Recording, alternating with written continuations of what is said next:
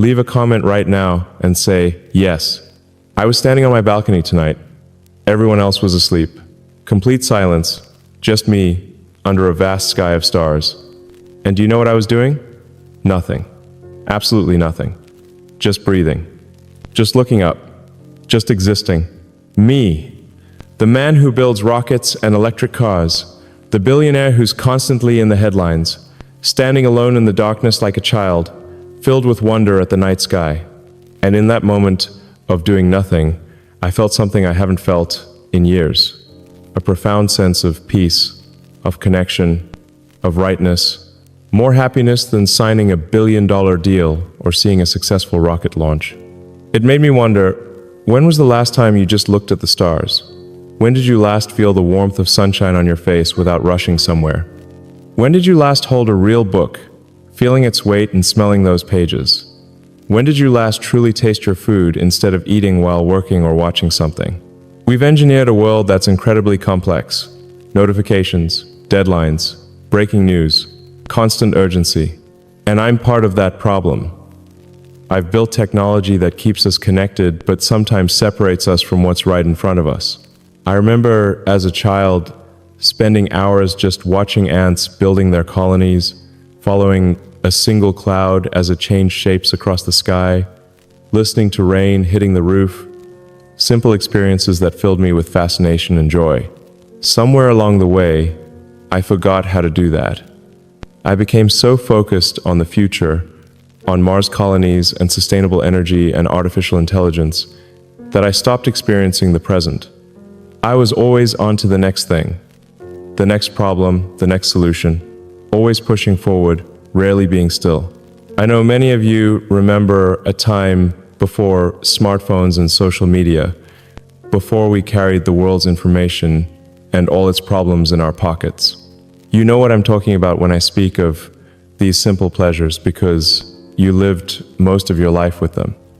Your childhood wasn't filled with screens, but with direct experiences.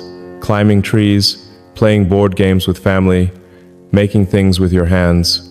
You've watched the world transform at an unprecedented pace. Some changes for the better, certainly, but perhaps you've also felt that something valuable has been lost along the way. A simplicity, a directness of experience, a way of being present that's becoming increasingly rare. I had a wake-up call. I was working late, as usual. My eyes were burning from staring at screens all day. My mind was racing with 1,000 problems that needed solving.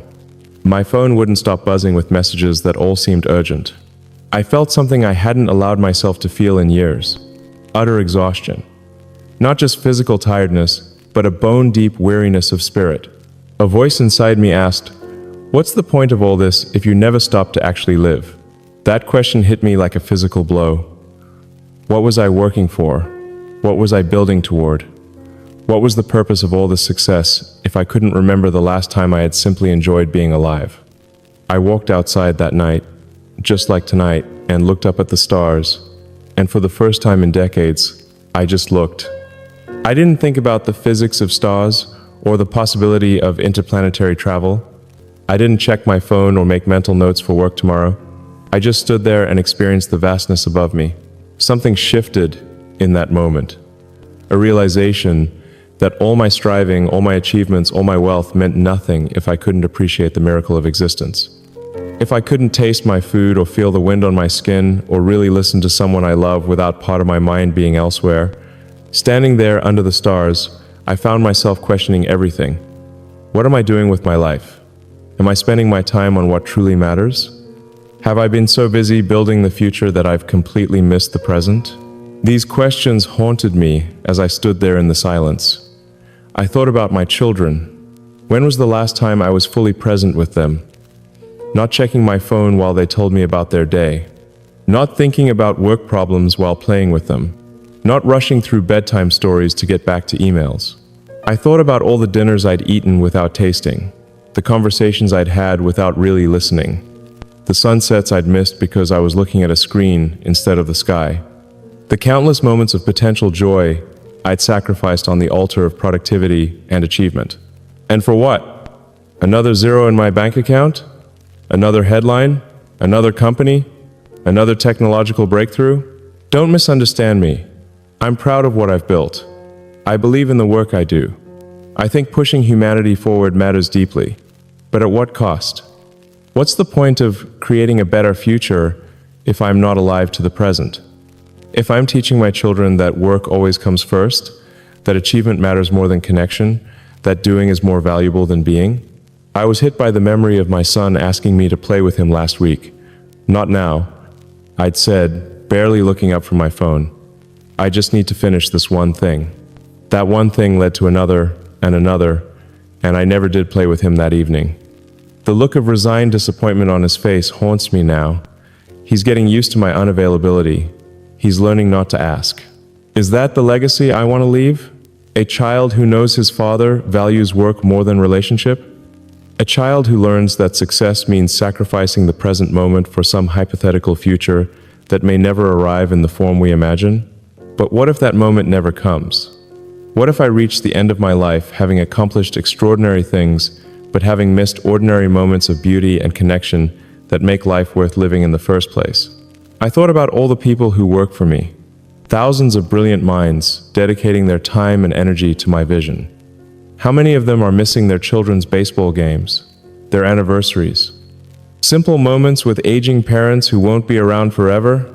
I've created a culture of constant work, constant innovation, constant striving. I've celebrated those who put in 80-hour weeks, who sleep at the office, who sacrifice everything for the mission. I've modeled that behavior myself, wearing my exhaustion like a badge of honor. But standing under the stars tonight, I wondered if I've been wrong, if we've all been wrong, if we've been measuring success by the wrong metrics, building remarkable things but missing remarkable moments, creating a future we might not be fully present to enjoy. I remembered something my grandmother used to say before she passed away. She'd lived through hardship I can barely imagine, war, poverty, loss, yet she had this remarkable contentment about her, this ability to find joy in small things, a cup of tea, a bird at the feeder, the sound of rain on the roof.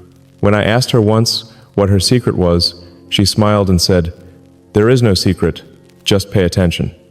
Most people spend their lives missing the miracle of being alive because they're too busy trying to prove themselves, too busy to notice what's already here.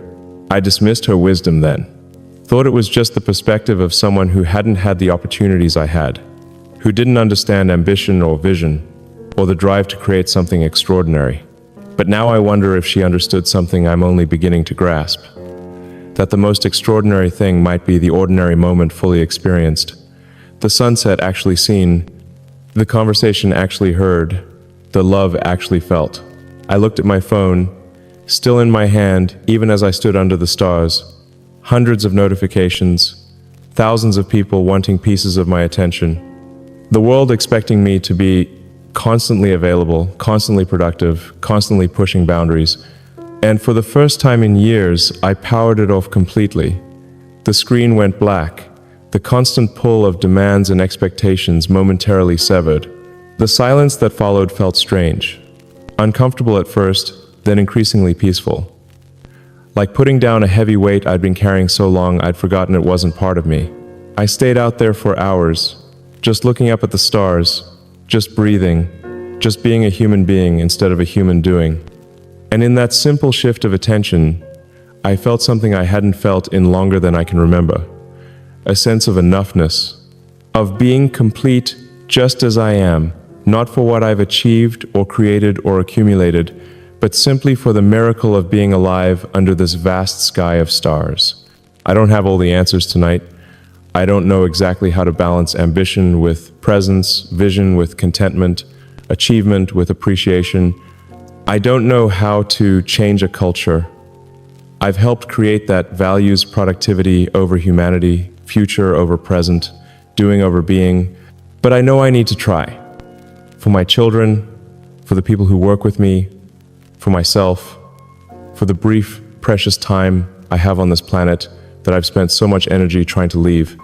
I know I need to model a different kind of success, one that includes not just extraordinary achievement, but extraordinary presence, not just building remarkable things, but noticing remarkable moments.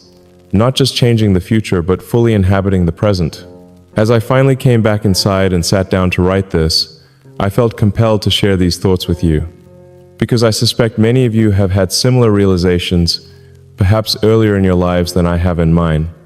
You've seen how quickly time passes, how the things we worry about often don't matter in the end, how our relationships and experiences matter more than our resumes and bank accounts.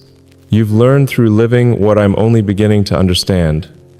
That presence might be the greatest gift we can give to ourselves, to each other, to this brief and beautiful life we're given. I wonder if you've struggled with this balance too? If you've found ways to remain ambitious, productive, committed to meaningful work while still being present for the moments that matter? If you've discovered practices or perspectives that help you fully inhabit your life rather than constantly preparing for some future version of it? I'd genuinely like to know, not as the CEO of multiple companies or as a public figure, but as a human being trying to figure out how to live well, how to make the most of this one wild and precious life, how to look back at the end and feel that alongside whatever I managed to build or create or achieve, I also managed to truly live, to truly love, to truly see the miracle that was always right in front of me. I've had experiences most people can only dream of. I've built revolutionary companies. I've amassed more wealth than I could spend in multiple lifetimes. I've changed industries and influenced the future direction of humanity. And yet, the moments that bring me the most genuine happiness are surprisingly ordinary. The smell of coffee in the morning, watching birds outside my window, the sound of my children's voices, reading a good book in a comfortable chair, a conversation with an old friend where we lose track of time, the feeling of being physically tired after working with my hands, the first bite of a meal made with care, the sensation of water when I'm truly thirsty. These experiences don't cost billions. They don't require special access or privilege. They're available to anyone who slows down enough to notice them, to fully inhabit them. I think about the people I most admire, the ones who seem truly content, truly at peace with themselves and their lives. They're rarely the ones with the most impressive resumes or the biggest bank accounts. They're the ones who have mastered the art of presence, of appreciation, of finding wonder in the ordinary. I'm still learning this art, still catching myself rushing through moments that deserve to be savored, still finding my mind wandering to work when I'm supposed to be present with loved ones. Old habits die hard, especially for someone like me who built an identity around constant achievement. But I'm getting better, and the improvement in my quality of life has been so dramatic that I felt compelled to share this with you tonight. I've lived this truth. Each achievement, each milestone, each increase in wealth or recognition brought a momentary spike in happiness that quickly faded. And I kept thinking the next one would be different. The next one would bring lasting satisfaction. But it never did. What breaks this cycle isn't more achievement or acquisition. It's presence, appreciation, gratitude for what already exists, rather than constant striving for what doesn't. I still remember the taste of the first tomato I grew in my garden. Just a simple cherry tomato, warmed by the sun, eaten right off the vine. The burst of flavor was extraordinary.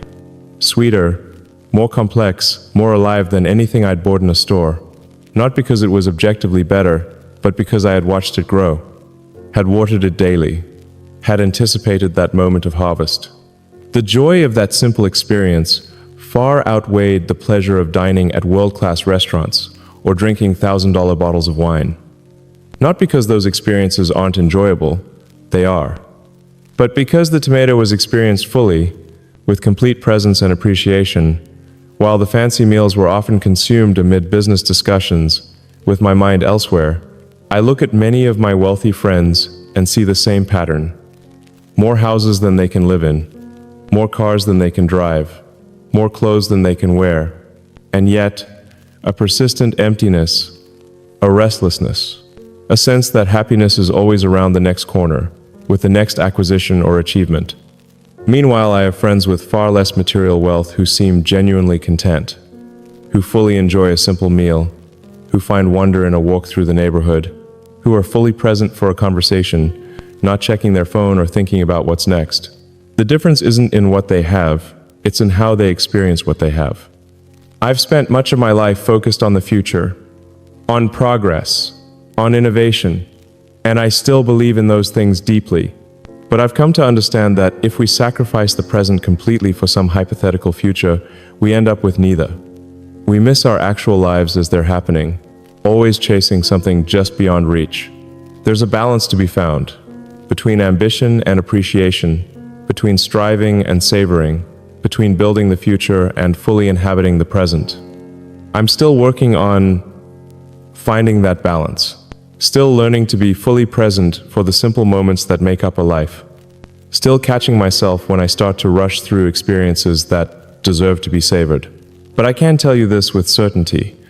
The moments I've been fully present for, the sunsets I've actually seen instead of just photographed, the conversations I've fully engaged in instead of half listening to while checking my phone, the meals I've truly tasted instead of just consumed. These are the moments that stand out in my memory as points of genuine happiness. Tonight, standing on my balcony looking at the stars, I felt a profound gratitude for this realization, that despite all my striving and achieving, the path to contentment was always right in front of me. In the simple pleasures available in every moment, if only I had eyes to see them. I'm sharing this with you now, in the quiet darkness of night, because I know many of you have lived long enough to understand this truth already. You've seen how quickly time passes, how the things we worry about often don't matter in the end, how the simple pleasures, family, friendship, nature, creativity, rest, are what truly sustain us through life's challenges. So that's my confession tonight, that I, Elon Musk, the man obsessed with the future, am learning the value of the present, that the billionaire with his eyes on Mars is finding his greatest joy in the simple pleasures of Earth, that after all my striving and achieving, I'm discovering that happiness was always available in the ordinary moments I was too busy to fully experience. I wonder how many of you have had similar realizations. How many of you have discovered, perhaps later in life than you would have liked, that the simple pleasures are the true treasures? How many of you have found your way back to a childlike appreciation for the ordinary wonders that surround us every day? Share your stories with me. I want to learn from your experience. I want to understand how you found your way to